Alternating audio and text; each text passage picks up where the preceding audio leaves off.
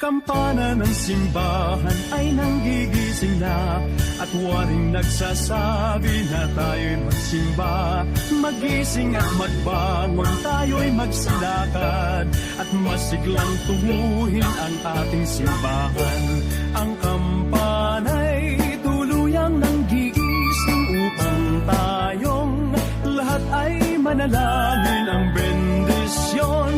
Kapag nakanta na, tayo'y magkakaroon ng higit na pag-asa. Kinagis ng simbang gabi, huwag nating limutin, pagkat tayo'y may tungkulin sa pananalangin. Ang kampana ng simbahan ay nanggigising na, tayong lahat manalangin habang nagsisimba. Ang kampana'y tuluyang nanggigising upang tayong lahat ay manalangin ang bendisyon. Kapag nakanta na, tayo'y magkakaroon ng higit na pag-asa.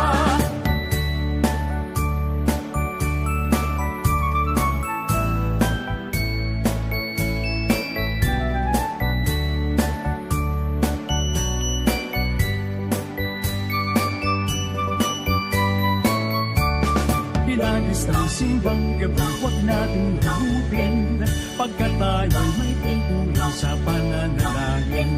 Ang kampana ng simbahan ay nanggigising na, tayong lahat manalangin habang nagsisimba. Ang kampana'y tuluyang nanggigising upang tayong lahat ay manalangin ang bendisyon. Kapag nakanta na, tayo'y magkakaroon ng higit na pag-asa. Kampana ng simbahan ay nanggigising na, at waring nagsasabi na tayo'y magsimba.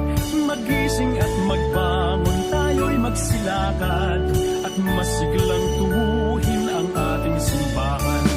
Ang kampana'y tuluyang nanggigising upang tayong lahat ay manalangin ang bendisyon. Kapag nakanta na, tayo'y magkakaroon ng higit na pag-asa.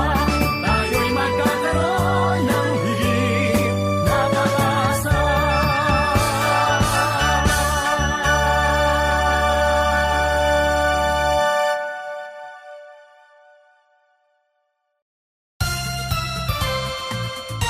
Anyo madahayo,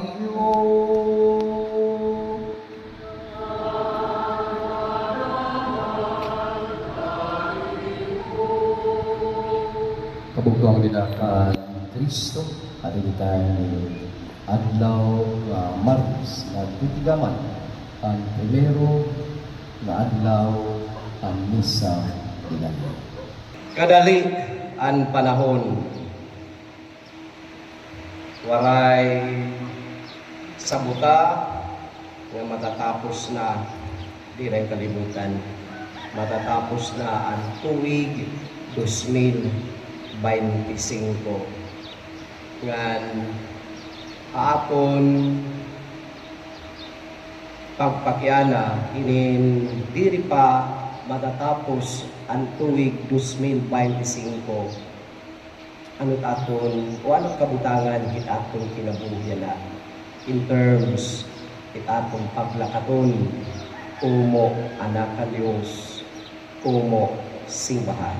Kung nahinunumdum kita idan tuig 2021 an aton anay hinigugma nga Santo Papa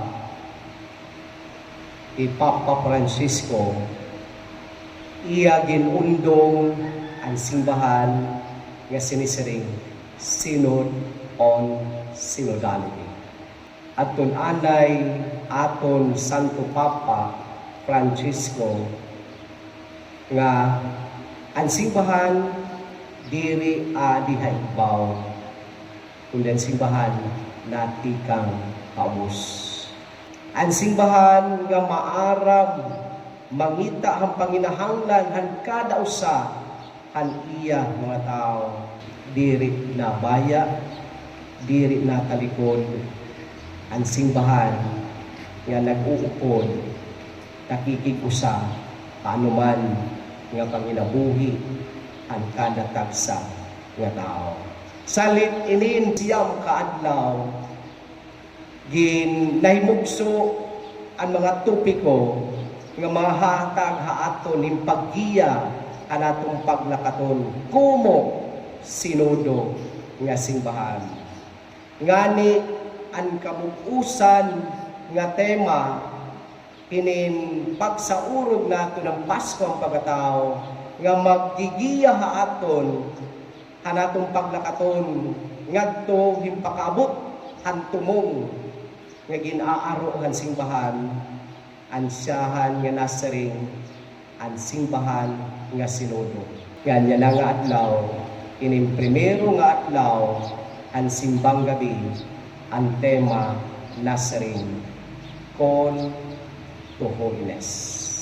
Ngan ugsa naton maabot ito nga tumong nga tema ang kabukusan ang Pasko ang pagkatao ada anay ansyahan nga tema nga nasaring utro ko nga saring call to holiness.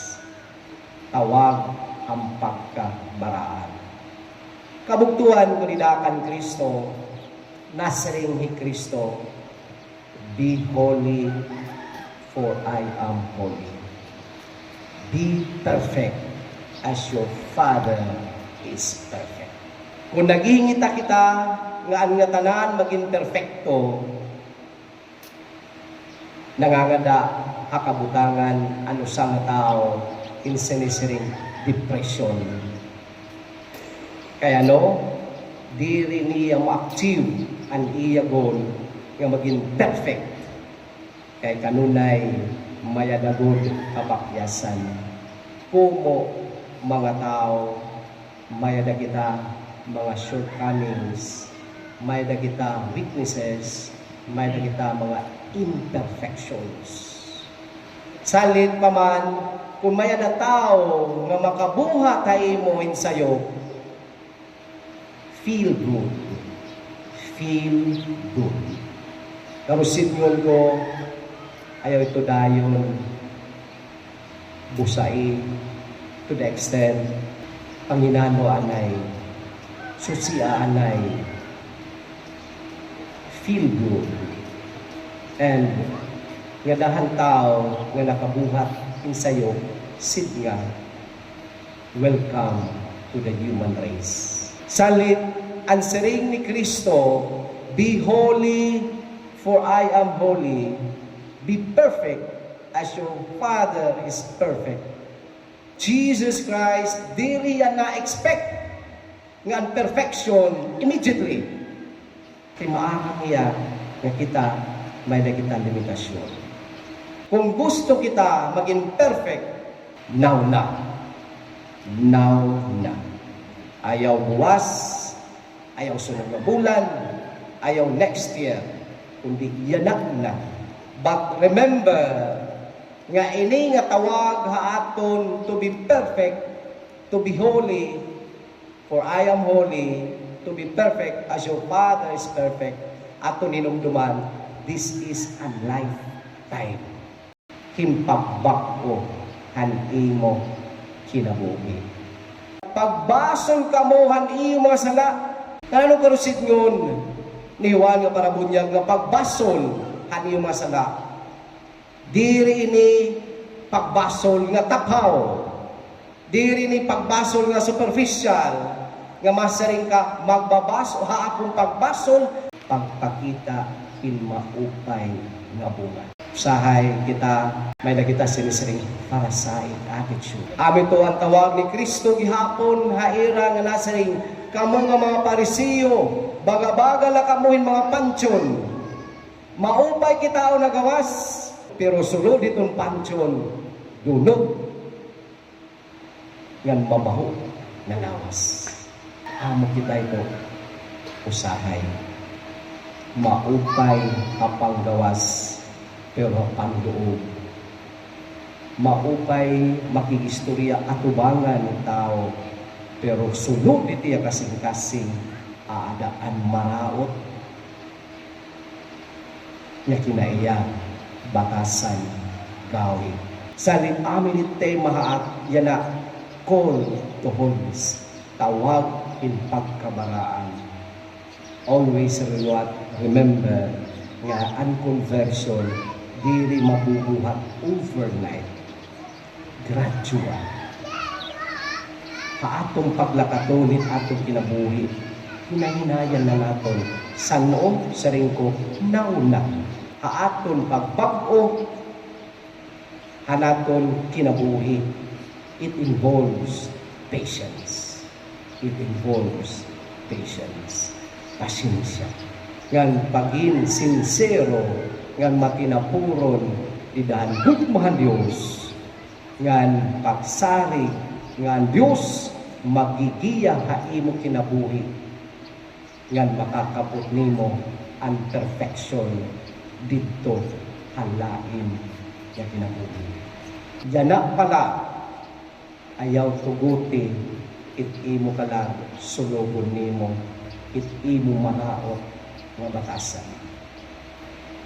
Yan na pala baguhan na, hinay-nayin na pagbago nga puno in pagin sincero o pagtapon bida ang Diyos.